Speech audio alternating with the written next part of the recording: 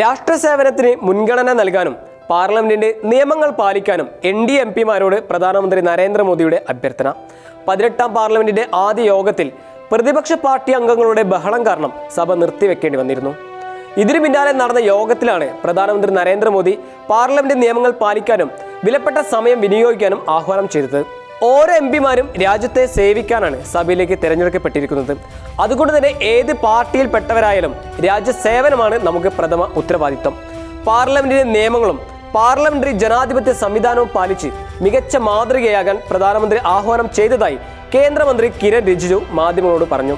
കൂടാതെ സഖ്യ സമ്മേളനത്തിൽ മോദിയുടെ ചരിത്രപരമായ 3ാം തവണയെ മറ്റ് നേതാക്കൾ അഭിനന്ദിച്ചു. അതേസമയം രാഹുൽ ഗാന്ധിക്കെതിരെ വിമർശനവുമായി BJP നേതാവും മുൻ കേന്ദ്രമന്ത്രിയുമായിരുന്ന V മുരളീധരനും രംഗത്തെത്തി.